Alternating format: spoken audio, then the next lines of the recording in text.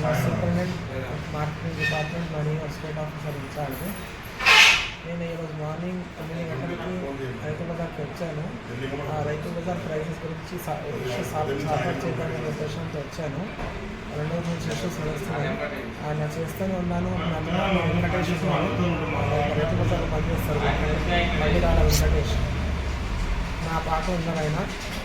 నేను అప్పుడు టిఫిన్ కూడా చేయలేను. ఆ లోపు డి వెంకటేష్ అని షాప్ నెంబర్ మా ఆఫీస్ పక్కన కంటిన్యూ షాప్ నెంబర్లో ఆయన దాదాపు సంవత్సరం నుంచి రాలేదు షాప్ కాడికి.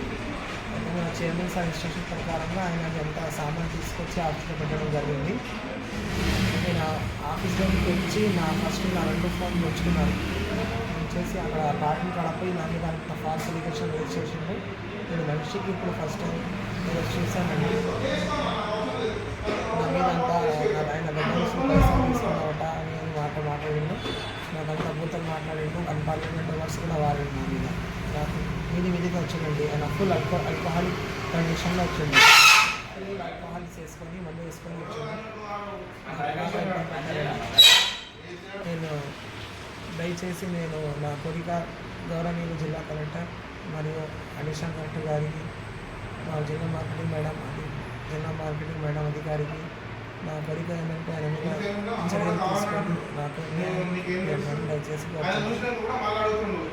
ఈ రోజు కిందకి నాకు ఫోన్ మీద ముఖందర్ రెడ్డి ఫోన్ ద్వారా నాతో మాట్లాడడం జరిగిందండి.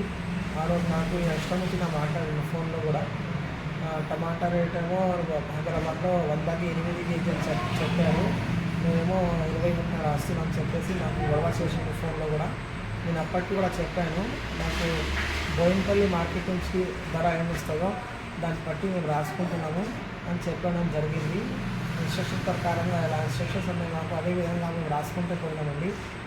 రైతులకు ఏం ఇబ్బంది రాకుండా, దుకాణదారులకి ఏం ఇబ్బంది రాకుండా, కన్జ్యూమర్లకి ఇబ్బంది రాకుండా నా ఉద్దేశం ఇప్పుడైనా అదే ఉంటానండి.